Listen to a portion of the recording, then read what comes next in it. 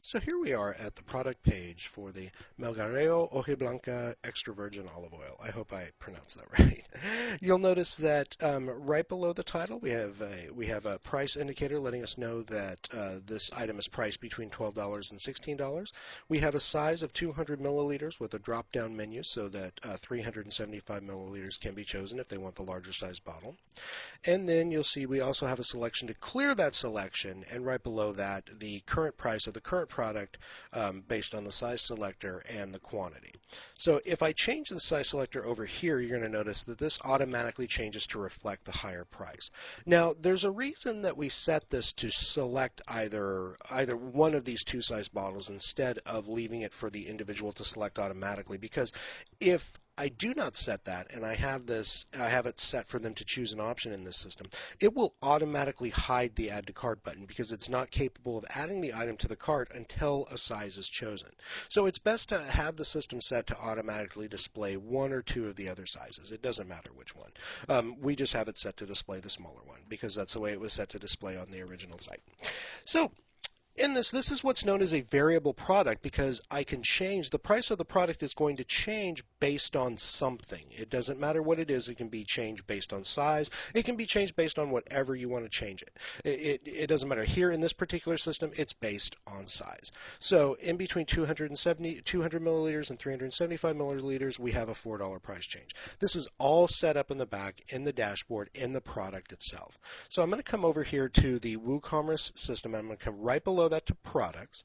I'm going to go ahead and open this up, and this is going to show us a very common WordPress interface, and you're going to be able to see all the products that you currently have in stock right now. So I'm going to go ahead and scroll down here to the Melgarejo Hojiblanca that we're looking at right now. Now, there's numerous things I can do when I hover over this. I can edit, quick edit, trash, view, and duplicate. These all sound exactly like what they do. If I click edit, that's going to take me to the primary edit screen.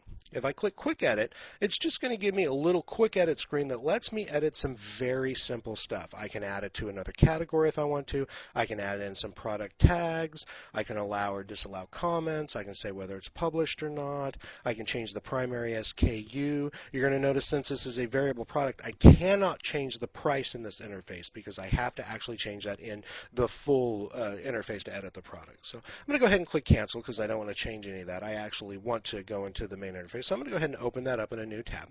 Now, remember, if you click this trash and you send an item to the trash, be aware that that does not actually completely delete the item. So if you do click trash, it's not going to ask you if you want to delete that item. It's just going to send it to the trash. If you do that, nothing to worry about. You can come right up here to trash, click over here, and then you're going to be able to take a look at that item in the trash and restore that item right there. Or you can delete that item permanently. One thing that's going to be very useful here in this particular system is duplicating products. So you'll notice the last choice is to duplicate a product. I'm going to go ahead and take you through that in the next video. In this video, I just want to actually show you what you get when you open the Edit Product screen. Up here you have the title for the product. Down below that you have a Wysiwyg Editor area. This has some very similar options as you'll see on Microsoft Word. So if you're used to using Microsoft Word, you'll feel very, very comfortable using this Wysiwyg Editor. It just allows you to go ahead and put in some information about the product and then go ahead and format it, such as with bold text or with italicized text or even with headings and block quotes and ordered numbered lists and unnumbered lists. Just the standard type of Wysiwyg editor that you'll see in a lot of CMSs and a lot of word processing programs. Now, down below that description area is where you're actually going to see the information for the product itself. This is going to let you set pricing, set SKU, set the variations on the product and everything. Now, if this were a simple product, we would see an area down here for price and stuff. But since this is a variable product, only the base SKU is shown, and there's nothing else shown here. And that's because this product has attributes of size right here.